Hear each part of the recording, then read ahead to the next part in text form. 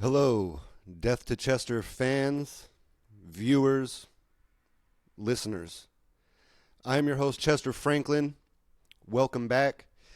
And if this is your first time viewing or listening to the show, welcome.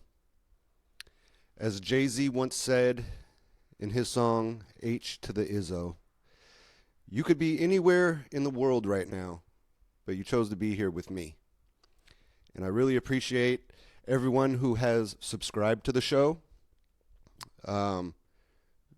We are on the 5th episode of the show, and I have 19 subscribers. So, I know to a lot of people that might not sound like a lot, but for me, that's a very great start. Please, if you watch the show on YouTube, please click the subscribe button. I'd appreciate it very much. I'm trying to get into the online algorithm and get this show out to more viewers in general. My growth, I'm hoping this year to at least reach 100 subscribers. That is my end of the year goal. I'm not big for New Year's resolutions and whatnot, but I definitely have a goal of at least 100 subscribers.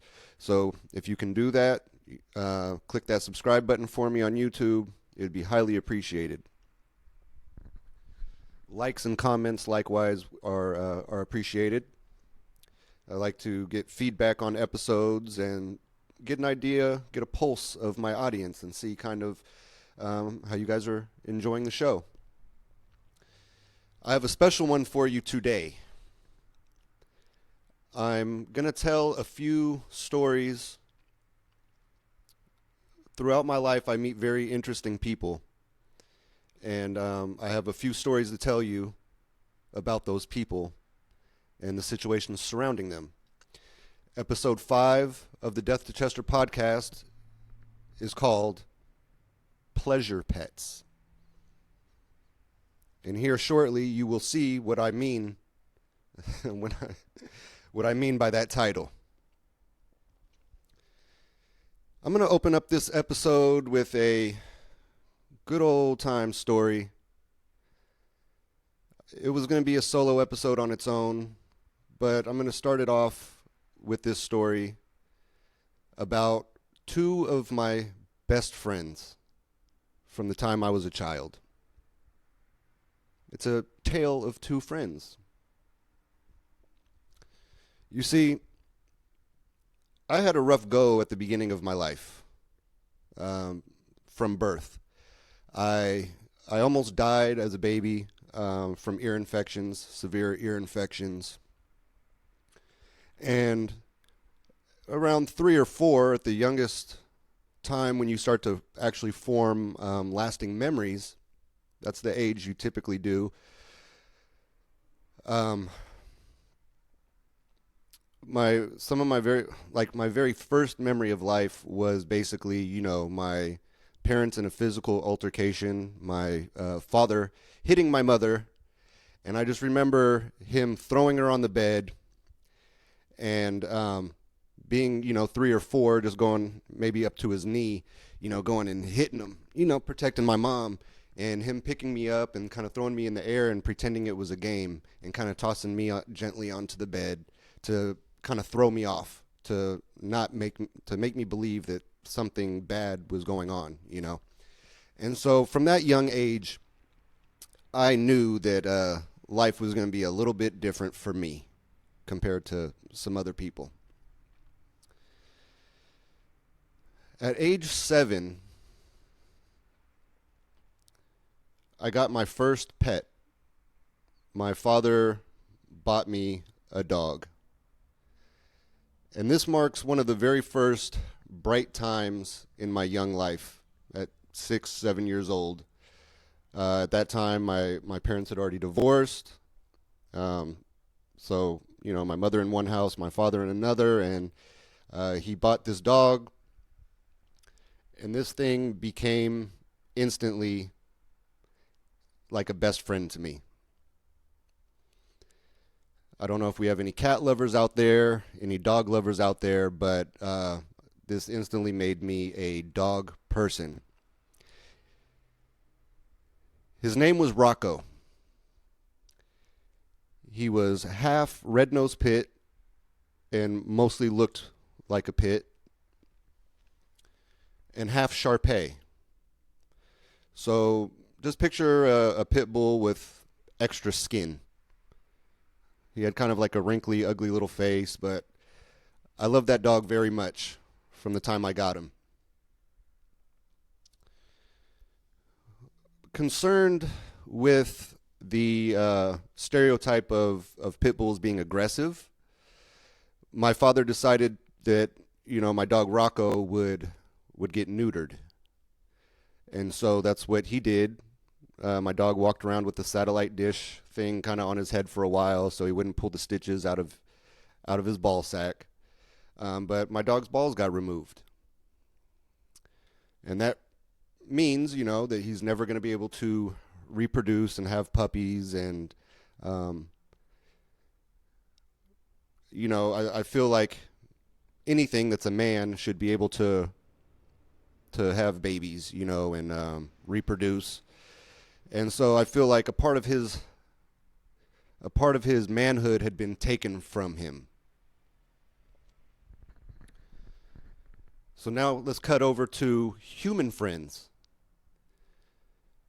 I had a human friend, and for legal reasons, I'm going to call him Juan. So from the time I was like maybe 1 year old, 2 years old, his family moved next door, and he was just a baby himself. So if I was one, he was a newborn. We were 1 year apart, and our families got really close. So this became a friend that I had since I was a baby and he was a baby, and me and Juan were inseparable. We were always getting into trouble. We would go to the beach and put rocks on the railroad tracks, trying to derail trains. We would throw rocks at the Amtrak as it sped by. We would one time we went to the beach and were shooting our paintball guns at the train, and we got drawn down on by police officers that made us drop the paintball guns. Somebody had reported us, and we would get into all sorts of mischievous activities, sometimes getting in trouble, sometimes not. Juan didn't like that I got him in trouble all the time from my ideas. He would be resistant to my ideas, but nonetheless I would end up convincing him to engage in all sorts of activities with me. So me and Juan, it was nice having him in my life and having, a best friend that I kind of grow up with and share my young life with, my young memories. And then Rocko came along, and Rocko kind of took Juan's place. He was first place in my mind and in my heart as a friend. So now I have two best friends in my life by age 6. I have my human friend Juan and my animal friend Rocko. Rocko became like a brother to me. I would put signs on my door, Chester and Rocco's room. We would have like an art competition at school, and I created this cartoon called Mad Dog. And the main character in cartoon form was my dog Rocko. Eventually we would all spend a lot of time together. I'd be hanging out with Juan, and we'd be walking Rocko around the town and whatnot. We became like 3 peas in a pod. Then teenagehood came. Juan and I, we began to discover how to masturbate. We would be in my grandparents' basement while my grandparents were upstairs, and we would take turns in the basement bathroom jacking off with multiple substances, with shampoos, with Vaseline, with whatever we could find kind of downstairs that had some type of slick substance. We would discover what worked best for us. You know, I remember one time Juan coming out of the bathroom and me saying, "Well, you know, how did that shampoo work for you? What's your review?" And we would give these different slick substances our review. And I came to find that the Vaseline worked really well. The only thing that I didn't really like about it was that it would seal the hole, my dick hole. It would seal it closed like a package of cocaine. You know, when cocaine dealers, when they have bricks and you see them wrapped up in the plastic, they're usually wrapped with a few layers of like a cellophane or like saran wrap, but how they're sealed is with like a thin layer of Vaseline. And so my dick became sealed like a brick of cocaine. And so every time I would go to pee, now having some of this Vaseline from, you know, the motion and stuff like that, Vaseline would seep into my hole and seal it up. And then every time I would pee, it felt like my dick hole was ripping back open. So even though I liked the feel of the Vaseline, the slickness, I ended up having to retire that mode of masturbation because it caused me extreme pain afterwards for several urinations. Okay. So Juan and I we'd be experimenting, and then one day it kind of dawned on my friend Juan, and he kind of became indignant about my dog Rocko, you know, being neutered. He's like, "Chester, we get to spend all this time in your grandparents' basement getting our rocks off, yet Rocco's over here, you know, hanging out with us, and he doesn't get any pleasure. He's never going to know what it feels like to be inside a woman.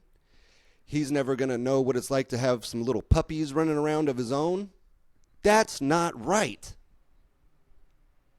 And I'm thinking of the logic of this. And, you know, I want my dog to be happy.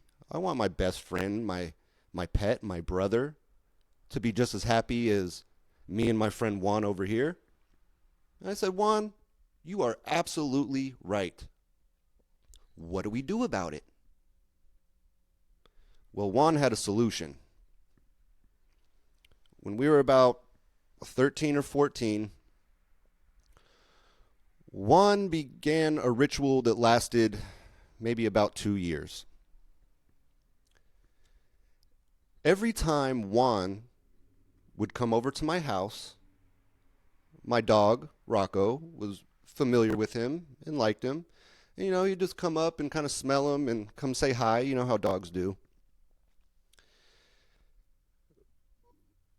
But Juan started this thing where every time he would come over, he would jack my dog off.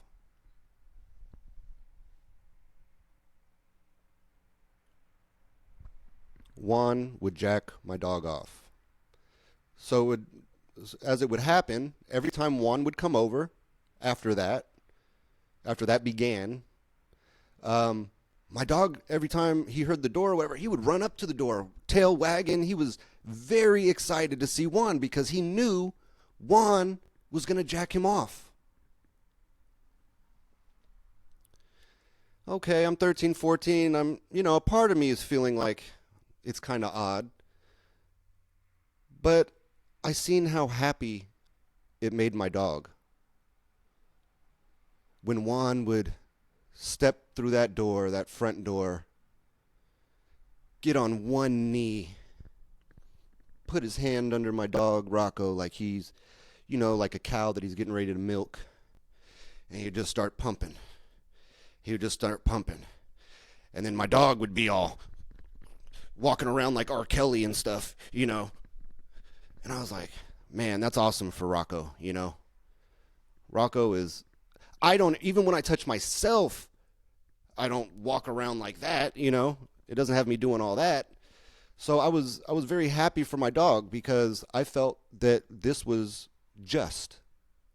You know, Juan, with my, approval, is righting the wrongs that came with my dog being neutered. And so I allowed this relationship between my two best friends to continue for a long time.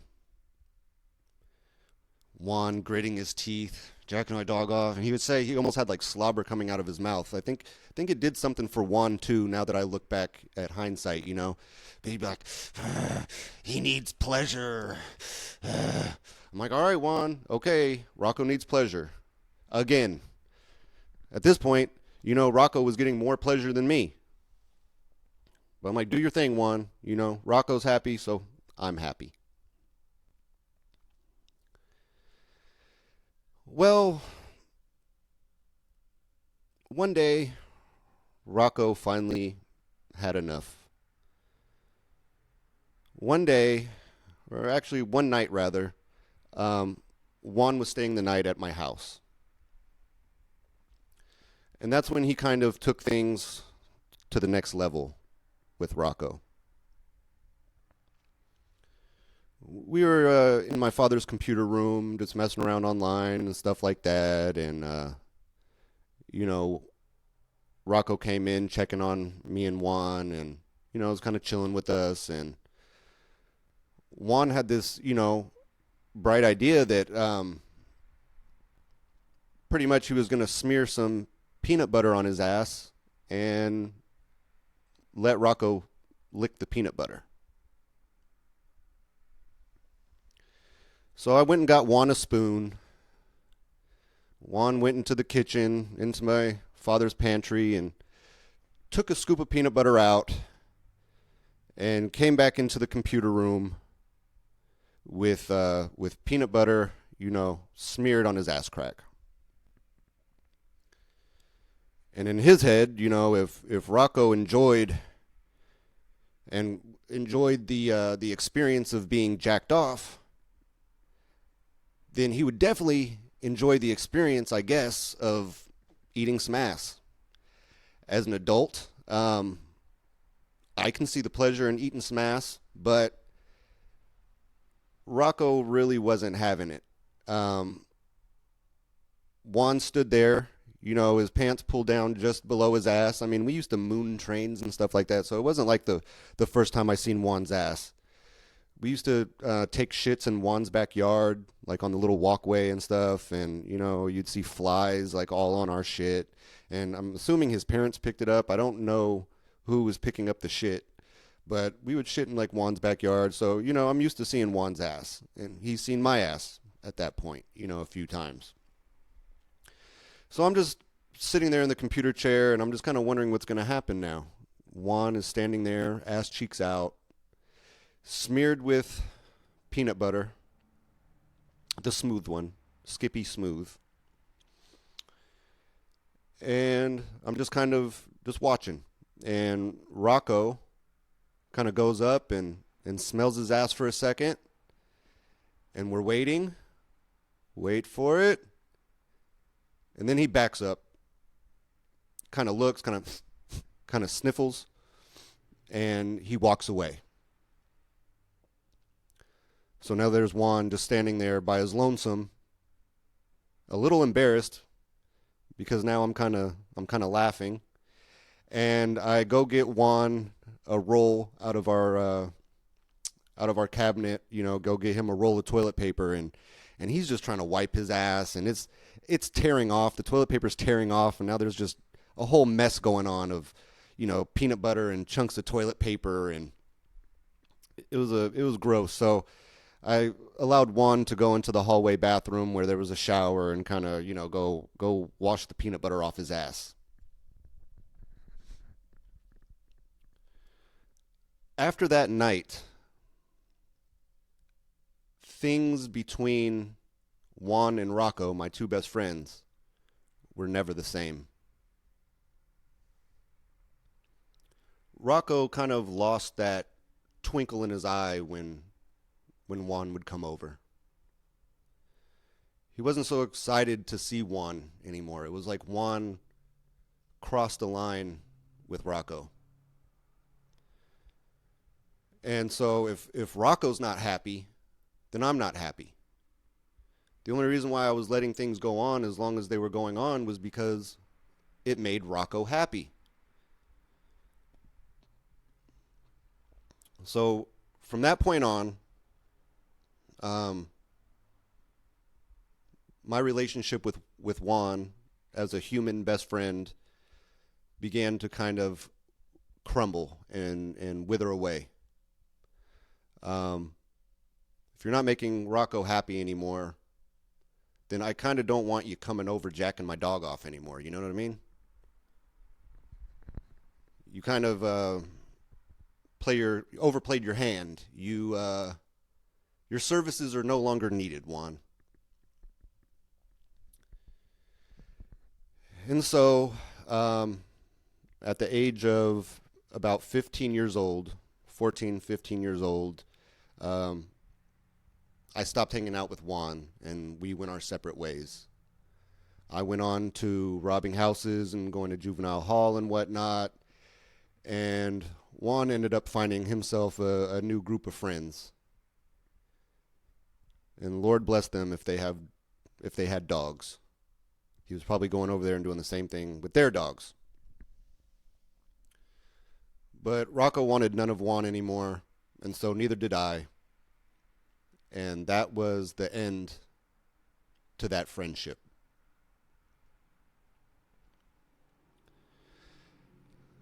I wish that I could tell you with a straight face that was the last human that I ever came into contact with that did stuff to animals. But that's not the case. As I said, I've come across all sorts of different characters in my lifetime, and some of them, had relationships with animals. So fast forward about 3 years. I get a job locally as a security guard at a refinery. I'm like one of the guards at the front gates that make sure everyone's scanning their badge, and it lets this arm up and allows the workers to gain access into the facility. It's my responsibility to check their badges, to make sure the pictures match what they're scanning. It's not somebody that just found this badge and gained access into the refinery to do some type of terrorist act. And so I had some coworkers, very, very interesting coworkers. The most interesting, though, was this old man, and that I'll call him Bill for legal purposes. So Bill was in his mid to late 70s. He was this old man from the South, either Alabama, Mississippi, somewhere down there. And he was already retired from the Postal Service. And he had picked up a job doing security where I worked with him at the local refinery. And we nicknamed him 24/7 because this man loved overtime. He would be working overtime. He would not go home. If you allowed him not to go home, he would not go home. And he would get really mad at me or other coworkers if we picked up overtime, because now we're taking money out of his pocket, how he saw it, Bill had an addiction to prostitutes. He's this old, very fat man, and he still had a libido to him. So he would buy prostitutes. He would teach us young guys, I was only 18 at the time. He would teach us about circling the block. And that's when you're kind of, driving down what's called the blade or the track, looking for prostitutes. And they're walking up and down the street trying to get some attention. And so, it's necessary for you to get their attention and get them off the main street, away from the view of, maybe potentially, officers driving by or passing by. They already know this is a very popular prostitution location. So he would discuss with us youngsters, Bill would, the importance of kind of circling the block. So you get their attention, you kind of wave them down or, show them a little bit of money or something, and you kind of circle the block, and then the prostitute will kind of start looking for you. And then so you may have to circle again if she's still on a long stretch of the main road, and she'll end up turning the corner, and you guys will meet up and, she'll have sex with you for money. Well, as it turns out, Bill was interested in more than just prostitutes. Bill, as he got comfortable with me, he didn't particularly like me in the very beginning. He wasn't very open to discussing anything with me or having any type of relationship with me at all, other than, I'm just a coworker. But he didn't care for me much. He's from the South, and probably had some bad experience with white people, and here I am, a young 18-year-old with, pretty much a shaved head all the way around. Not with a razor, but I would do like a number 3 all the way around. People have described me as looking like Danny from American History X, which I never particularly liked to be even seen in that light, And so maybe just from visual appearances, Bill didn't care for me much and would kind of give me a hard time. But as I got more comfortable with Bill, and Bill more comfortable with me, he began to open up and reveal things to me. So my coworkers were in the booth one day at the entrance gate to this refinery that I worked at, did security at. We had some downtime. There was no traffic really coming through, and I came walking in to clock in, and my coworkers are kind of surrounding Bill. It's like 2 other coworkers, and they're cracking up laughing. So I come in, hey, what did I miss? What's going on? And they're like, 24/7, tell Chester about the sheep. I said, Bill, sheep? I've seen a sheep before. Please do tell what's going on. So Bill ends up telling me about, what he would do back in the day. Apparently, Bill had sexual relations with a sheep. And I was like, no way. You guys are bullshitting. You guys are pulling my leg. You think I just fall for anything, huh? Just because I'm a young 18-year-old stud. Okay, egg on my face. You got me. Bill has sex with sheep. But Bill, he looked at me in my eyes, dead in my eyes. He's like, I don't play. When it comes to sheep, I don't play. I'm like, okay, Bill, well, spill the beans. Let me in. What happened? How did you have sex with a sheep? And so Bill went ahead and explained to me, and I'm going to explain to you what he told me. So he said, okay, youngster, what you do is you take a sheep and you go to the edge of the river. And when you go down to the edge of the river, you want to have some nice tall boots on, some rain boots. And what you do is you put the back hooves of the sheep. You don't want to get kicked, so you put the back feet, the back hooves in your tall boots so that leg, gets in there nice and good. And he said, you take that sheep and you lift it up a little bit and you go to the edge of the river and you drop the front hooves into the river. He said, now what's going to happen is this sheep is going to be scared it's going to drown when you drop those front hooves in the water. And it's going to start trying to, back up and get away, right? But it can't get away because its back hooves are in your boots. And he said, boy, he said, you do that, that sheep will throw more pussy at you than a woman. And I'm just envisioning the sheep struggling to get away, and, Mr. Bill's dick, 24/7's dick in the sheep. And I was just amazed. This was something that never crossed my mind before. I never thought about it. I never thought about having sex with an animal, to be honest. I've seen some videos. When I was like 10, I had a friend that showed me a video of a woman having sex with a golden retriever and petting it and being like, good boy, good boy. I've seen stuff like that in my lifetime. But for the first time, I'm meeting somebody who actually engaged in this. It was one thing with Juan and Rocko. Juan wasn't fucking my dog per se. He was just giving him really good HJs.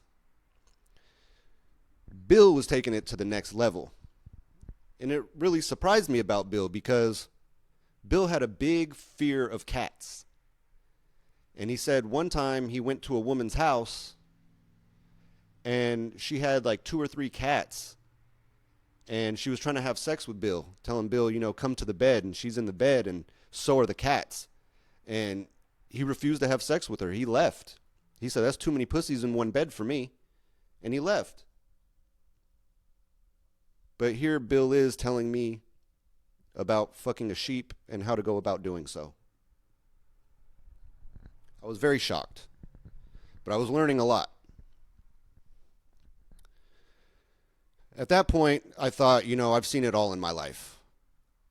I've seen Juan with Rocko doing their thing until Rocko was fed up. And now I've heard this story from Bill. And I thought I've met every type of person at this point. That was not to be the case. Fast forward about another 2 years. I'm a security guard again. But now I am a security guard at some apartments in Richmond, California. Basically what they had me there for was to stop doors from being kicked in. There was multiple buildings, and I would go into each building and kind of patrol, and there would be footprints on the door, either a successful breaking and entering, or maybe somebody reinforced their locks, and so the door was just maybe a little cracked. But I would see these same patterns of like shoe print patterns on the doors, and so I would know that it was a real thing, that these apartments were, being broken into, and so my job was basically to deter that type of activity. Well, I'm patrolling during the daytime, and there's also other workers there for the apartments. There's maintenance guys walking around and, fixing up units if somebody moved out, fixing them up for the next tenant that comes in. And there were 2 janitors that worked there, and they would just walk around the grounds sweeping up trash. And oftentimes I would be, walking with them as I was kind of patrolling, because they're going from building to building as well. So I kind of made friends with the 2 janitors, and as they would clean, we would get to know each other and talk and whatnot. Well, one day, only one janitor was working. And I don't feel the need to change his name because, A, I'm not going to be saying his last name, but also I'm sure he's probably not watching something like this. But his name was Hector. And me and Hector got real close. He was a really cool guy. Sometimes he'd bring me a little weed, or I'd bring him some weed, to try out like new strands and stuff like that. And Hector, one day, we're walking, and he would tell me stories of his childhood in Mexico. He would tell me about like how him and his friends, back in the day, they would climb up some tall tree, and one or two of them would be down at the base of the tree while the other friends are up in the tree. One or two of the friends would be sawing at the trunk of the tree, and they would saw through the tree, and the tree would fall, and their friends would go. It was like the part of the fun was holding onto the tree until it like falls all the way down to the ground, and one of them might break an arm, and this was just like countryside Mexico living, just passing the time, finding things to do. Hector was raised not having much, and when I grew up, I didn't have much either, so I'd throw rocks at cars, or like I said, me and Juan would try to derail trains. You find activities to do when you don't have, video games, or you don't have things that keep you in the house, so you go outside and find adventures. So this is what Hector would do as a child. Well, one day Hector shared with me that him and his friends were, hanging out, and they went up into the mountains. Well, one day when they were in the mountains, they found a guy up there. So they're kind of like ducking behind a rock and kind of like looking. And they said, here was this guy, butt naked. All his clothes were off. And this guy was fucking one of the mountain goats. And I was like, oh my gosh, this is one of the wildest things I heard, next to what Bill told me, I just started cracking up laughing, and Hector was laughing with me.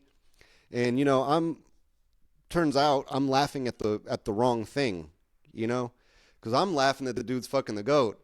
And Hector's like, I know, right? Why do you need to get butt naked to fuck a goat? And I was like, okay, Hector, interesting perspective. Why do you need to get butt naked to fuck a goat? But I was more laughing at the fact that this guy's fucking a goat. And Hector's like, oh no, man, no, that's normal. That's normal. Like when you're at a certain age, and you don't have a girlfriend yet, and you get tired of jacking off at some point, and you don't have a girlfriend yet. So you go up to the mountain and you fuck a goat. And I'm like, well, there's no water up there in the mountain, so you can't do what Bill said and put the back hooves in your water boots. How do you stop a goat from kicking you when you're fucking it? And Hector said, it's very simple, Chester. You go up and there's going to be a few goats. Some of them are not going to be in the mood. They do not want to be fucked with. They might kick at you. He says, but what you do is you go up to the goat, you find the female goat, and you kind of smack her pussy. And if she kicks, then you just go ahead and be on your way. Either go find another one that don't kick, or just call it a day and try back tomorrow.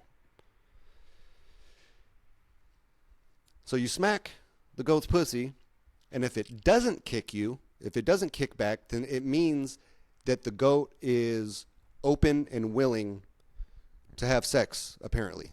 This is what I'm being told. This is what Hector's telling me. And I'm just like, I'm learning a lot right now.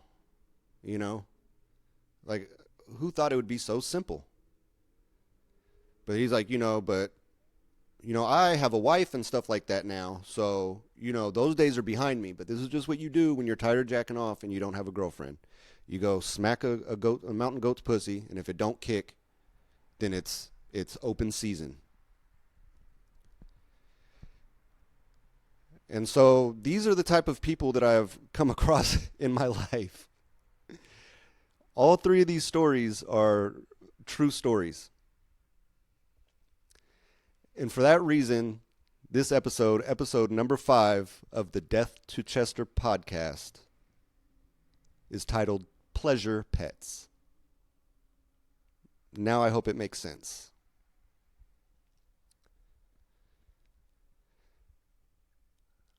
I wonder why people are so open with me sometimes.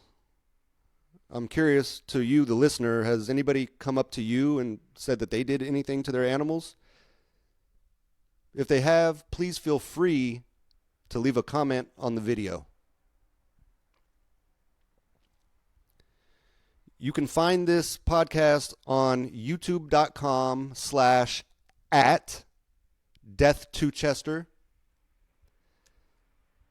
Please, please, please subscribe to the channel so you can be up on all the updated episodes and alerted when a new episode drops.